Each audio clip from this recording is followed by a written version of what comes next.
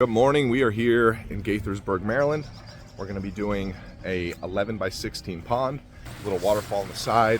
We're doing a lot of landscaping as well on this project. It's going to be a cool project.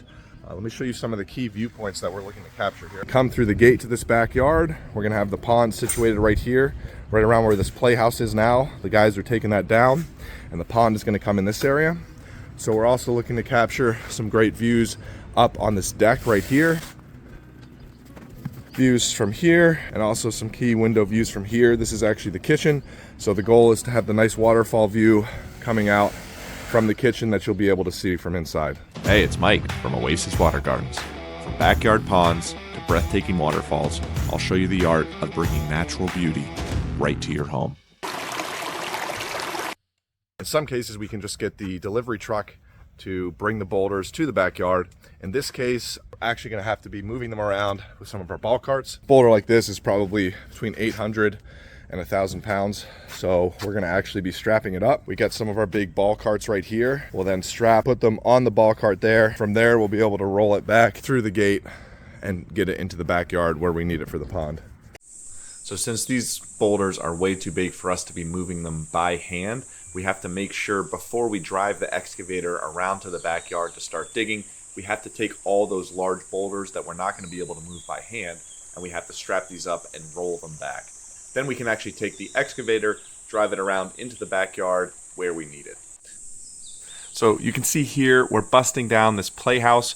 Now this used to be a playground for a Montessori school on this property, but the new homeowner is not interested in having it, and it's sort of in the way. So we're busting this thing down, getting it out of the way so we can put the pond in its place.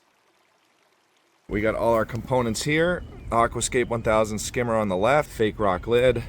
We got our SLD pump, controller for the pump, adjustable pump, dual union check valve, 6 3-watt lights, our lighting transformer. This is the 2500 Biofalls, Pro Air 20 in the back. All right, we are about to start digging with the excavator. Let me show you some of the tools we like to use to score out the excavation. Heavy duty steel shovels with those flat ends work great. Matthew and Ethan are going around. We're going to score out the shape of this. That way when we're using the excavator, the shape is going to hold. The scored out area here, we're going to be digging down to 1 foot. And then once we get that done, we'll spray out our next shelf and dig our 2-foot shelf. So one of the challenges when you're digging a pond like this is that as you pull the dirt from the excavator, it's very easy to have that get on your lines, and then it's hard to keep the shape of the pond that way. So that's why we actually go around and score this thing out. So as we pull that sod off, it keeps that nice shape that we're looking to hold.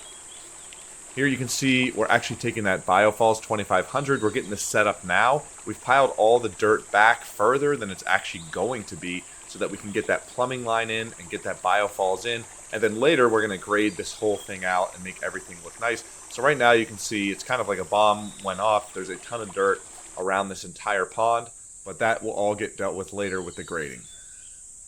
All right, we are finishing right now the first shelf of the pond excavation. We're shooting with the laser. We're leveling this thing out right now. So we're going around, raking up, cleaning up any excess soil. Right now, everything is down to 1 foot. Now that we're getting this 1-foot shelf done, we're gonna spray out and get our 2-foot section. So for all the ponds that we design, the standard depth is going to be 2 feet. That gives you plenty of room for the fish to winter over, and it's a very cost-effective way to do it. You know, if you're going 3 feet and 4 feet deep with a pond, it's really gonna start adding to the cost. All right, I'm down here in our 2-foot section of the pond. We got the Biofalls behind me. That's gonna be where the waterfall starts. So you can see we have our fish cave over here. We're gonna put our road pipe in there and then rock that all in. We have our 1-foot shelf going around, and then you can see the 2-foot shelf right in here. Right in the middle, we have a sump area for cleanouts. This is gonna make it easier to pump all the water out when we do a drain and clean on this yearly. We're working on finishing digging in the skimmer. We already have the Biofalls set, but we need to set the skimmer in. See down here, this is where the skimmer is going to go in, and then we're trenching the area for the pipe that's going to come in the side and lead to the Biofalls. We already have that pipe buried here, so we'll glue up another piece, glue it right into the back of the skimmer. All right, so we have the skimmer set here. We're going to probably have to bring it up a few inches. We'll put some 3/8 river stone on the bottom to do that. We want to keep water level right around this top screw is usually where we hit it. Matthew is setting the laser to where the water level's at, and then we're gonna test it on the skimmer. So right now, water level is about here, which means we're gonna wanna bring this up about 1.5 inches so that the water level hits right on this screw. That's also gonna give us a little more room with the lid that goes on top of the skimmer to be a few inches above grade, which is gonna look better when we're all done.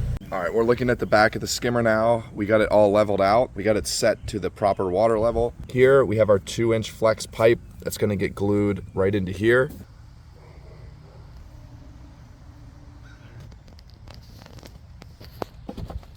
Geotextile underlayment going here.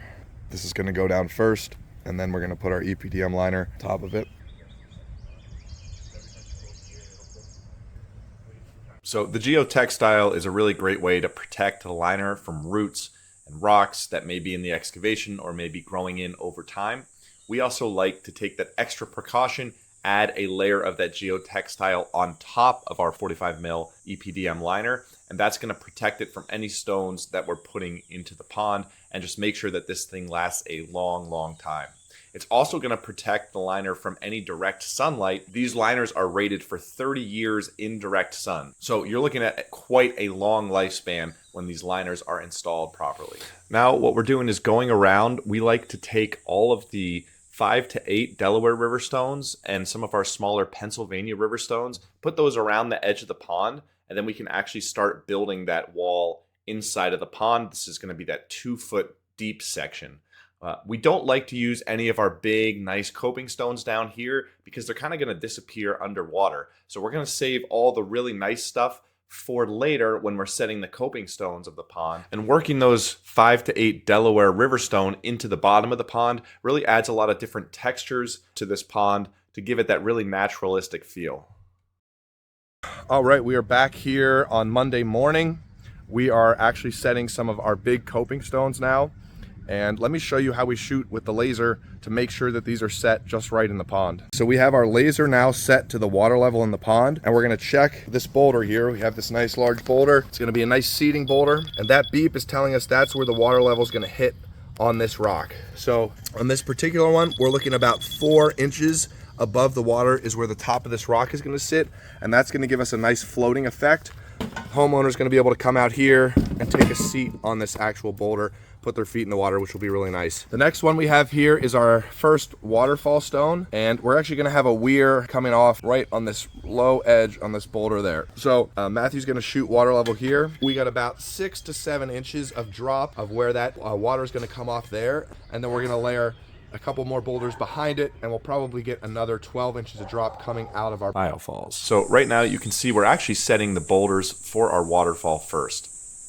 Now I like to take this approach because I think a waterfall is really built with the correct shapes and sizes of boulders. So I don't want to use up all my boulders and then have to bring something together that doesn't look quite right because that's all I have left in my rock pile. So I like to set all of those boulders first, get that waterfall looking awesome, and then we can use whatever we have left to finish the rest of the pond.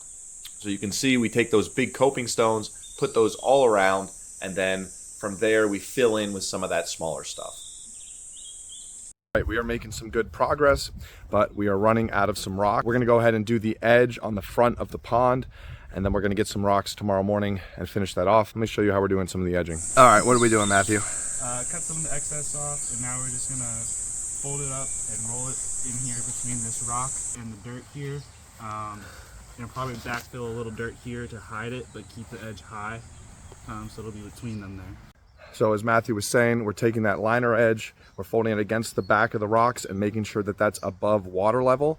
This is going to ensure that there's no edge leaks in the pond, and then we're going to bring that dirt up against those rocks to hide the edge so it looks totally seamless when we're done. So right here we have all our large coping stones set. Now we're going back in and filling any of those gaps with some of our smaller Pennsylvania boulders and some of those 5 to 8 Delaware River stones. Right now I'm going to go over how we actually foam a waterfall up to keep the water going over it exactly how we like it. We're in the waterfall right now. We're going to have water flowing over this rock. We're going to look to get some coming off of this way, and a little bit coming off this way, so we get a little bit of a different directions in our waterfall. Now, the water's going to be coming from the biofalls. It's going to spill over this rock. We're also looking to get a little bit of coming off this way with a little bit of a waterfall in front of that. So in order to do that, we need to actually foam all of these spots in. So right now you can see some of our 3/8 river stone. If this doesn't get foamed in, the water's going to just drop and disappear behind here. So we're going to foam in all of this stuff here, all this stuff here, all into here, and that's going to keep everything coming over the waterfall here. We'll do the same thing back in here. We'll need to actually put a couple more stones here, and then foam this whole area up so that the water that's coming over here is actually going to make it over our weir stone and then down here and here into the pond. So I'm actually foaming up this waterfall right now. This is really the last step to make sure that this thing is working properly. After that, it's time for grading, and we got a whole plant package that we're putting in on this pond.